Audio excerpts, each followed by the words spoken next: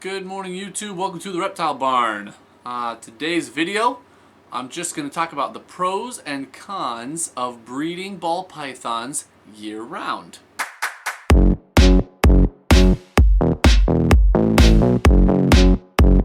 So, up till now, we at the Reptile Barn have used the typical breeding season, right?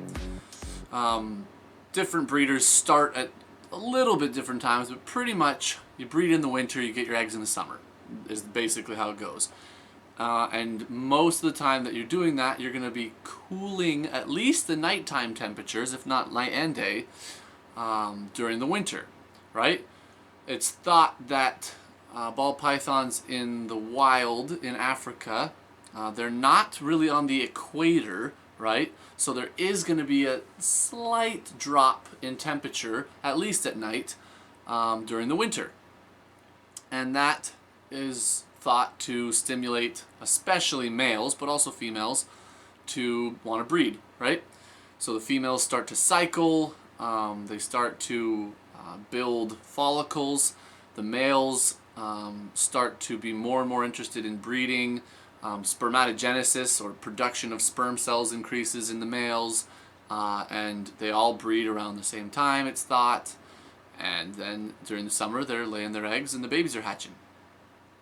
So that has a lot of advantages. One of the pros to that is that you kind of have a good idea of when your babies are coming. You also can regiment your work schedule. You know, these months we're going to be putting males in with females, and our hardest work is going to be pairing our animals up. These months we're going to be getting most of our eggs, so we got to have the incubator going full bore. We got to be watching humidity for our eggs and all that kind of thing, and checking the females, you know, twice a day, making sure we don't miss eggs. And then from this month to this month, we have a lot of babies hatching, and we have to be taking care of tons of babies, and so you can kind of really divvy out your work. A con to that, though, is that you're getting all your babies at the same time. So if you're doing it as a hobby, that's fine, but nobody likes to wait all year long and then get your one cool product right at one time. Does that make sense? And when you're doing it as a business, it's even more important to have cash flow throughout the year. So it stinks to have all of your product that you can sell.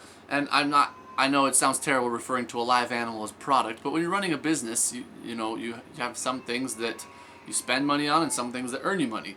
And baby ball pythons are what earn us money, right? So it'd be nice to have them spread out throughout the year so that it's more of a regular cash flow instead of this huge spike and then flatline.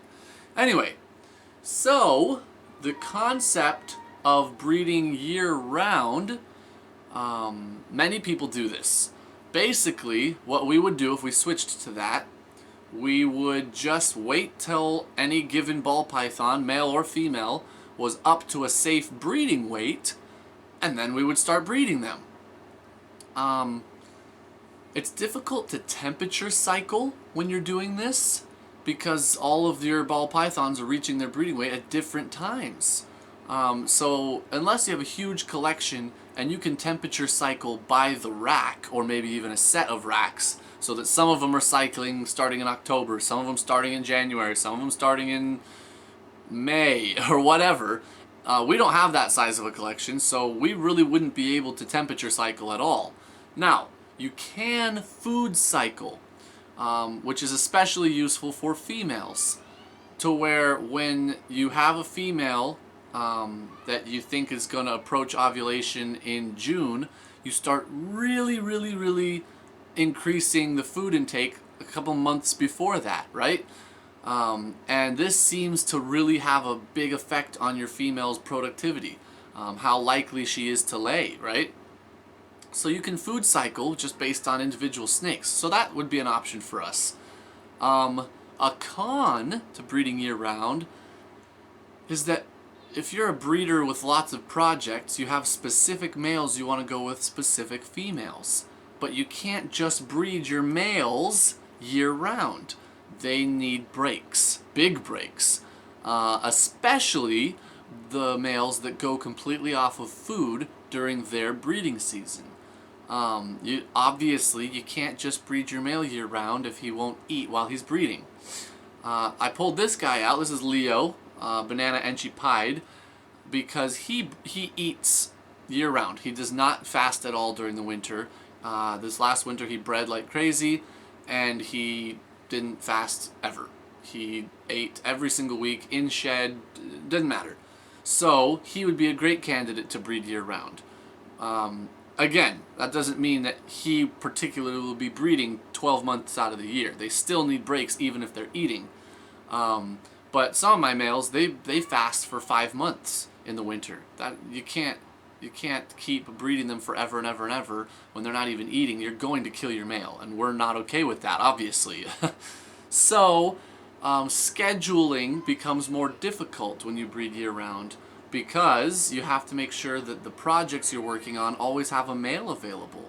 You know, your females are coming of weight at different times of the year.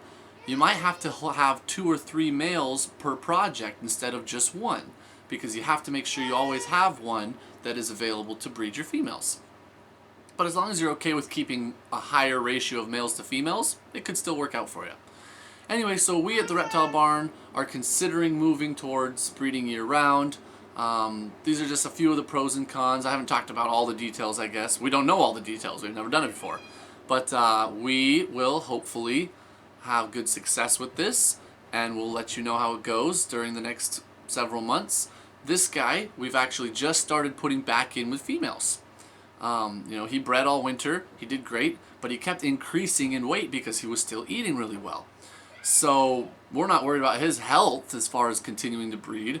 Checked him for sperm plugs. He still has sperm plugs, so he's viable, and he's actually locked up a few times now. So we're excited. I mean, it's August, right? So not during the typical breeding season, but he's done great.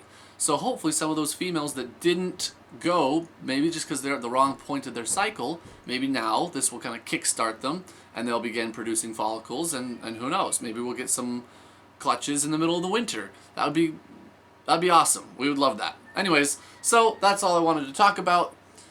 Just show off this cool guy here too. Yeah, let me know what you think of year-round breeding. Any other pros and cons you think I missed. And until next time, this is the Reptile Barn.